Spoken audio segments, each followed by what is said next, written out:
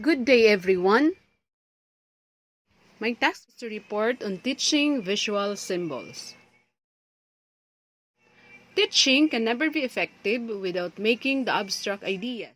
Now, when we talk about visual symbols, these are representations of direct reality which comes in the forms of signs and symbols. These are highly abstract representations.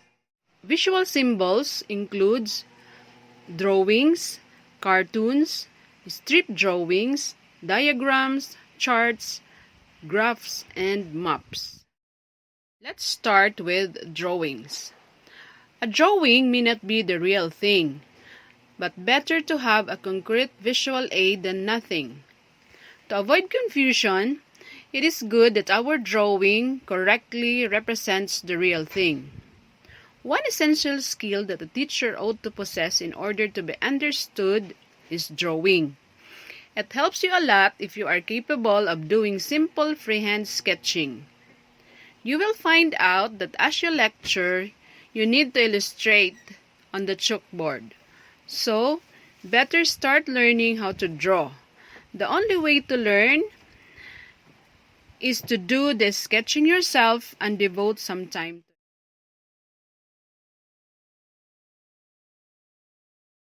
Another useful visual symbol that can bring novelty to our teaching is the cartoon. A first-rate cartoon tells its story metaphorically. The perfect cartoon needs no caption. The less the artist depends on the words, the more effective the symbolism. The symbolism conveys the message. Our sources of cartoons can be newspapers and magazines. Where to use cartoons in instruction? It can be used as a springboard or concluding activity.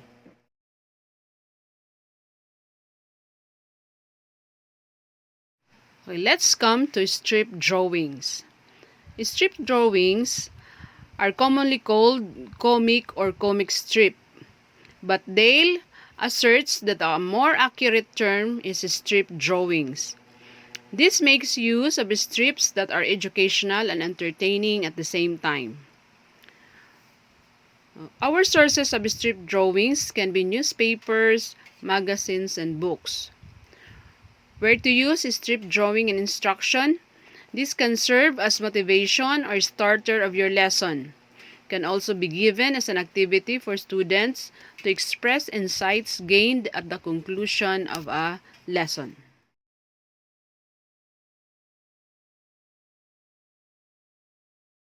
Another visual symbols are diagrams. Diagrams is any line drawing that shows arrangement and relations as of parts to the whole, relative values, origins and development, chronological fluctuations, distribution, and the like.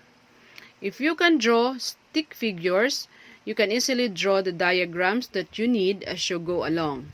To emphasize the key points in your diagram, make use of color, whether you use the chalkboard or projector. There are three types of diagram. We have the affinity diagram, the tree diagram, and the fishbone diagram. Affinity diagram is used to cluster complex, apparently unrelated data into natural and meaningful group. If you take a look at the example, figure number 1 is an example of affinity diagram of keeping employees motivated. Okay, while tree diagram is used to chart out in increasing detail the various tasks that must be accomplished to complete a project or achieve a specific objective. Okay, here is an example of a tree diagram. Fishbone diagram, on the other hand, is called cause and effect form of brainstorming that graphically shows the relationship of possible causes and sub-causes directly related to an identified effect or problem. It is most commonly used to analyze work-related problems. For figure number 3, we have here a fishbone diagram of the causes contributing to poor student attendance in school district. Next, we have the charts.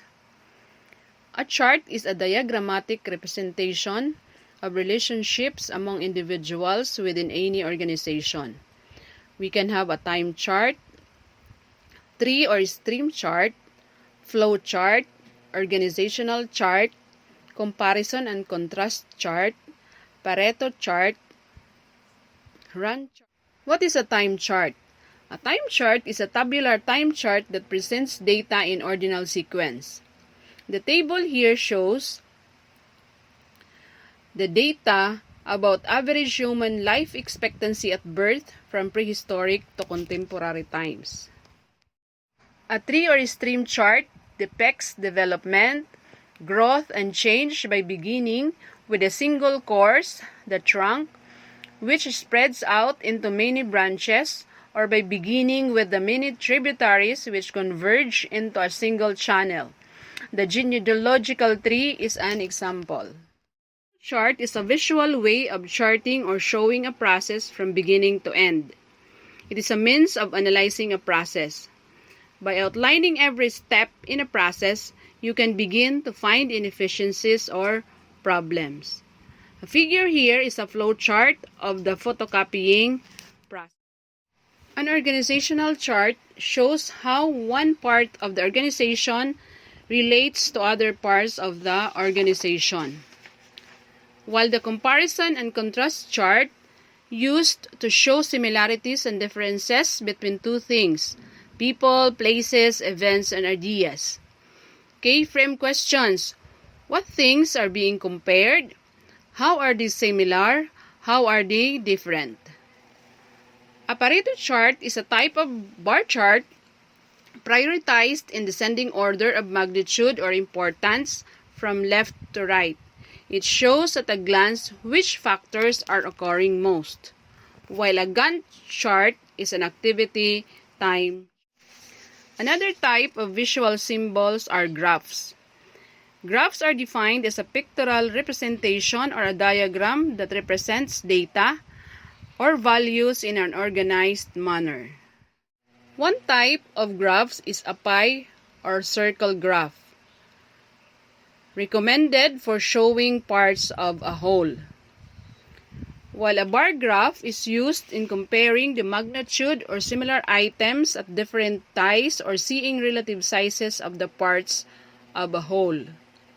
While a pictorial graph make use of picture symbols, and a graphic organizer is a visual graphic display that depicts the relationship between facts, terms, and or ideas within a learning task. Let's come to maps.